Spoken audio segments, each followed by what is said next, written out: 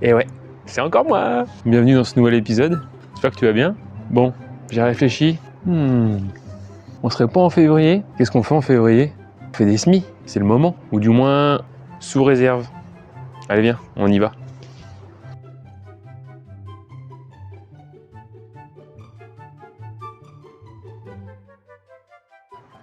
Alors avant de commencer les semis, j'avais un truc à te proposer.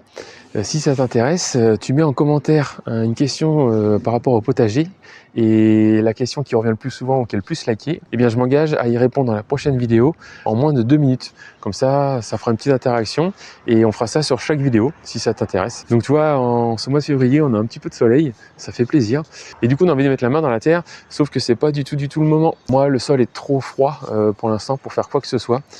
Ce que je vais faire par contre, c'est qu'à partir de la dernière semaine de février, je vais dépailler quelques parcelles et puis je vais mettre un tunnel nantais pour que la terre puisse se réchauffer à cet endroit-là, et ça servira à un semis qu'on verra ensemble au mois de mars. Alors le premier semis dont on va parler, ça va être le semis de petits pois.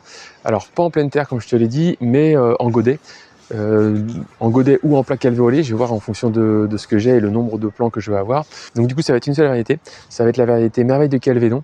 Donc c'est censé être un poids nain, mais moi 1,50 m c'est pas vraiment nain, donc du coup il faut bien prévoir les structures qui vont avec.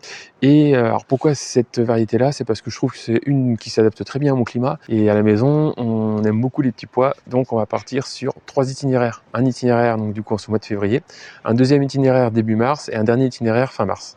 Alors encore un autre semis, cette fois-ci on va partir sur les épinards. Et oui, à la maison on est très friand des épinards frais, autant les enfants que les adultes. Donc c'est une culture qu'on va mettre un peu partout au potager. Quand tu prends tes épinards, fais attention à bien regarder sur le sachet si c'est des épinards de printemps ou d'automne, parce que la date de semis n'est pas la même et la date de récolte non plus.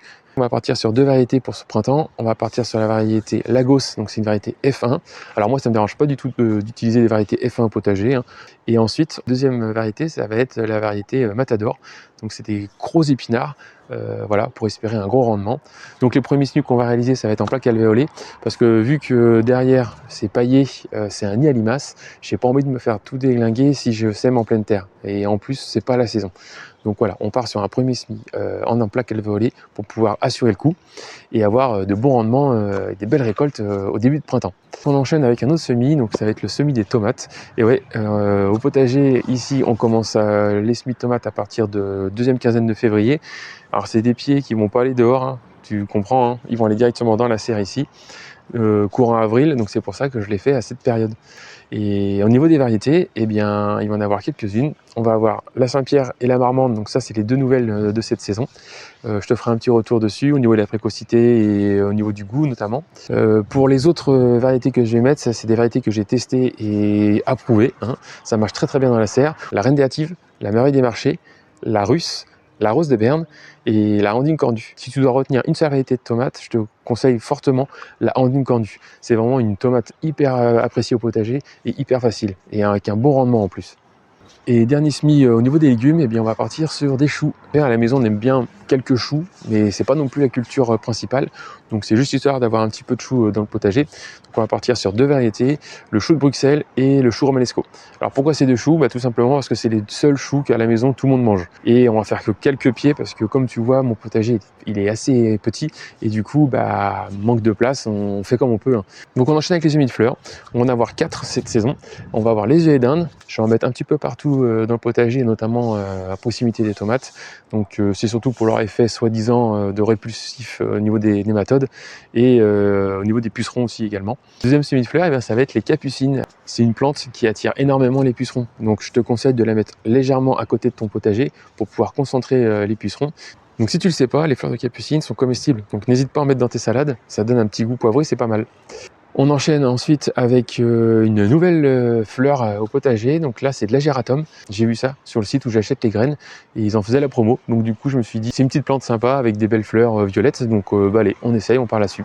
Des fois, au potager, il faut juste s'écouter et puis se faire plaisir. Et puis, pour le dernier semis de fleurs, on va partir sur du lin rouge. Donc j'avais fait un petit carré d'essai pas loin de la serre l'année dernière, ça avait bien fonctionné. Donc cette année, on va essayer d'en mettre un peu partout. Et du coup, ça va nous permettre d'avoir des petits côtés fleuris et agréables, notamment pour le printemps et l'été. parce que le potager c'est pas que des légumes, c'est aussi le visuel, et à la maison on adore ça. Et puis concernant l'aromatique, eh bien, il n'y en a qu'une seule, comme je te l'ai dit, ça sera le basilic cette année.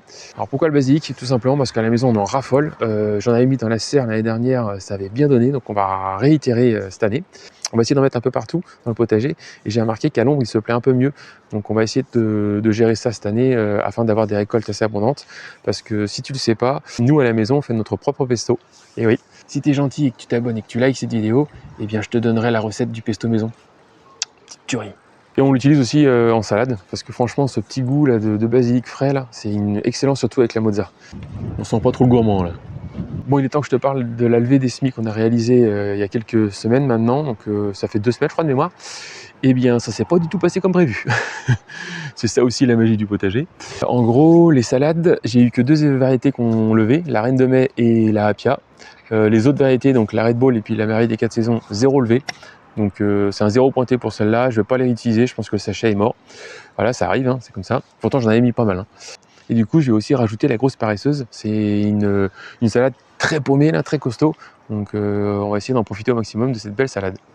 Alors il y a aussi les poivrons, malheureusement je ne sais pas pourquoi, il n'y en a aucun calvé sur toutes les variétés de poivrons qu'on a mis, donc il va falloir que je regarde ça de plus près, et si dans une semaine il n'y a toujours rien, on va refaire un semis, on va être sûr d'avoir des poivrons pour cet été.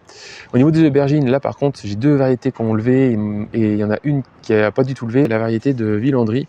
Alors je l'appelle comme ça parce que j'ai oublié le nom, hein, c'est juste que j'ai trouvé au château de Villandry lors d'un passage, et du coup elle n'a pas du tout levé, donc on va réessayer afin d'avoir au moins 1 ou 2 pieds, ça serait idéal quoi.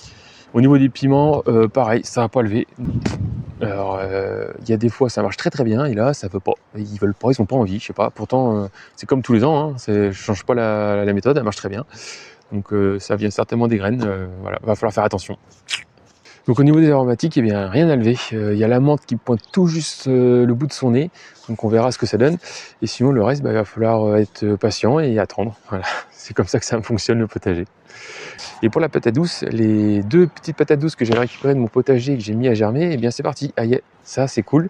Et par contre, j'ai rajouté les bouts de patates douces que j'ai acheté dans le commerce là, et pour l'instant elles ça n'a rien donné, donc on verra ce que ça donne plus tard. Mais j'ai au moins quelques germes qui arrivent, donc ça c'est idéal, on va pouvoir avoir des lianes, et je te montrerai le processus habituel pour avoir ses propres pieds de patates douces par la suite. Bon, comme tu as vu, le soleil est en train de se faire la malle. Et nous, on va pas tarder non plus.